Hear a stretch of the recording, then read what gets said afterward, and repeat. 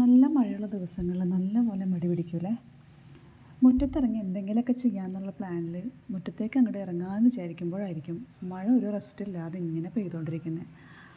അപ്പോൾ പിന്നെ എന്താ ചെയ്യുക, മടി വണ്ടി വിളിച്ച് വേഗം വരും. അങ്ങനെ ഓരോ കാര്യങ്ങൾ കൊച്ചുങ്ങളോട് പറഞ്ഞുകൊണ്ടിരിക്കുന്ന സമയത്തായിരുന്നു പണ്ട് പേടിപ്പിക്കുന്ന കുറച്ച് സിനിമകൾ കണ്ടിട്ടുണ്ടെന്ന് പറഞ്ഞത് കേട്ടോ. അവരുടെ കുഞ്ഞു പ്രായത്തിൽ, നമ്മുടെ ഈ സമയത്ത്.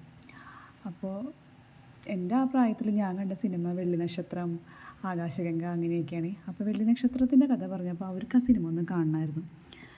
പക്ഷെ കണ്ടു കഴിഞ്ഞപ്പോൾ അവർ പറയാം, അമ്മ പറഞ്ഞ പോലെ പേടിക്കാനൊന്നും ഇല്ലല്ലോ എന്നാണ് അവർ പറയുന്നത്.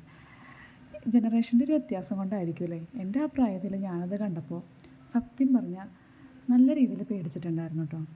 പക്ഷേ ഇവർ പറയാം അത്യാവശ്യം കോമഡിയാണല്ലോ, പിന്നെ പേടിപ്പിക്കാൻ കാണിക്കുന്നത് കാണുമ്പോൾ തന്നെ നമുക്ക് ചിരിയാണ് വരുന്നതെന്നൊക്കെയാണ് പറയുന്നത്.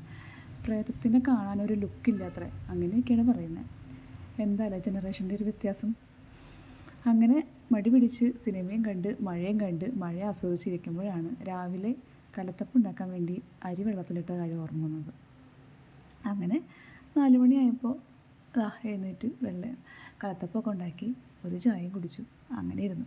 അങ്ങനെ ഒരു ശനിയാഴ്ച വെറുതെ പോയി, ഒന്നും ചെയ്യാനില്ലാതെ. അങ്ങനെ ഒരുപാട് ദിവസങ്ങൾ അങ്ങനെ ചുമ്മാ പോകുന്നുണ്ട് കേട്ടോ. മഴ ഒന്ന് കനിയാണെങ്കിൽ നമുക്ക് മുറ്റത്ത് എന്തെങ്കിലുമൊക്കെ ചെയ്യാമായിരുന്നു. ഇത് ഒരുപാട് ചെടികൾ പഴയ വീട്ടിൽ നിന്ന് പറിച്ചു കൊണ്ടുവന്ന് വെച്ചിട്ട് അങ്ങനെ തന്നെ നിലത്ത് പോലും വയ്ക്കാൻ പറ്റാണ്ട് ചുമ്മാ വെള്ളത്തിലിട്ട് വെച്ചിട്ടുണ്ട്. അതൊക്കെ ചീഞ്ഞു പോകുമാവും, അതാണ് എൻ്റെ ഒരു വിഷമം. എത്രയും പെട്ടെന്ന് നട്ടാൽ മതിയായിരുന്നു. ഒന്ന് വെയിൽ കാണുകയാണെങ്കിൽ നടാമെന്ന് വിചാരിച്ച് മുറ്റത്തേക്ക് ഇറങ്ങുമ്പോൾ വരുന്നു പിന്നെയും മഴ.